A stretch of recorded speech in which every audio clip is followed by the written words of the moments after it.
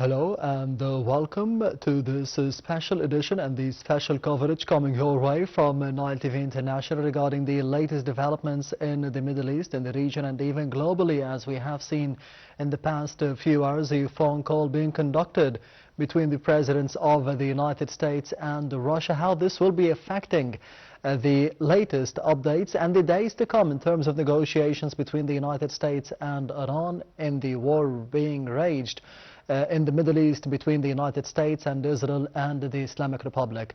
And to be shedding more light on this topic, I'm honored to be having with me over the phone Ambassador Gamal Bayoumi, the former Assistant Foreign Minister. Thank you very much, Mr. Ambassador, for being with us tonight on Nile TV International. Hello, it's my pleasure to talk to you. The pleasure is all mine. Of course, first of all, we have seen over the past few hours the phone call being conducted between the U.S. President Donald Trump and the Russian President Vladimir Putin, according to a Russian initiative. In the past few days and the past week, we also saw a visit being paid by the Iranian Foreign Minister Abbas Araghchi to the Russian President, to Russia, to Moscow, to be meeting with the Russian President Vladimir Putin. How do you see those developments, those directions being taken by Russia towards the war being raged in the Middle East now?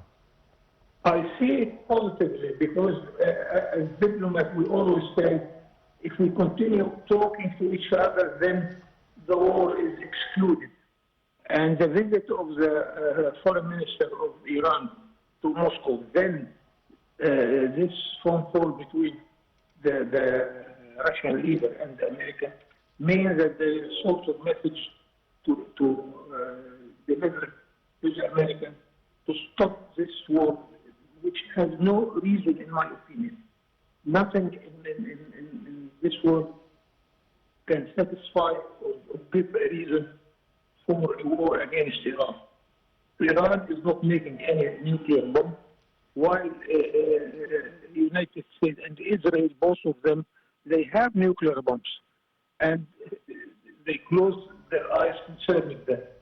More than 250 nuclear warheads in Israel, and they talk to Iran, which is suspected that maybe they will produce a nuclear bomb. Something I cannot understand really. But the good point here that they are talking to each other, and this means, inshallah, that this war will stop somewhere. Because really the whole world is suffering, if not directly, it is indirectly. In Egypt, you are affected hugely because of the threat of the world trade passages in Red Sea, in the Indian Ocean. And Badr Abdel told us a few days ago that the Suez Canal revenue is affected by 30–40%. Tourism is affected, flying is affected, many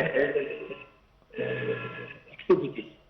So, but thank God that we are much better than many other countries. Yes. And we are facing this problem with all solidarity between Egyptians.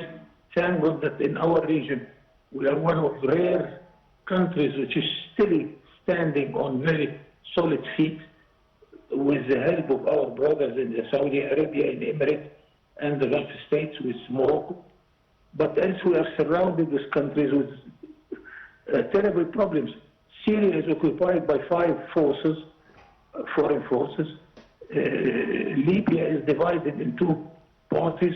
Sudan is divided several times. Somalia is not in a better condition.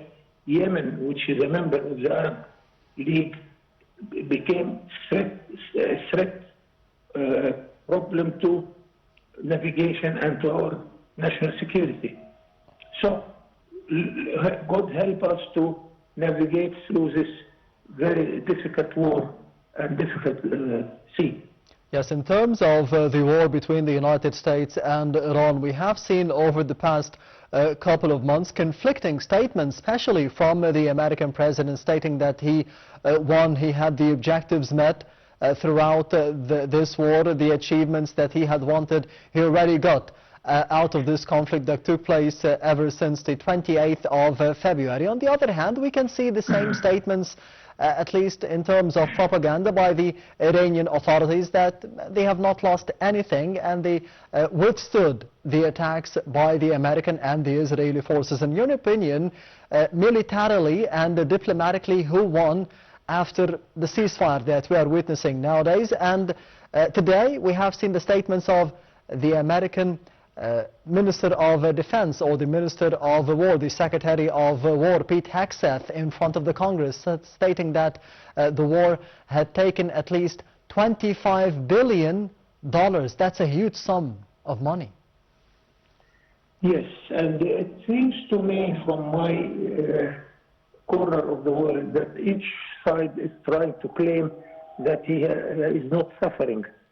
This is a sort of a war by words between the two sides to affect the other side. But it seems that, as you rightly said, that it cost at least a huge figure of budget in a country where United States is borrowing more than three times its GDP.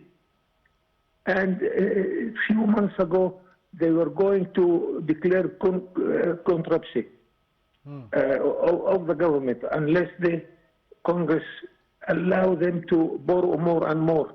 Yes. This is a very sad situation. And then they spend on this silly war. Today in the newspapers, one answer to our question, why this war? One party of this war is the industry of weapons. They sold by trillions of dollars to the whole world in the last few months.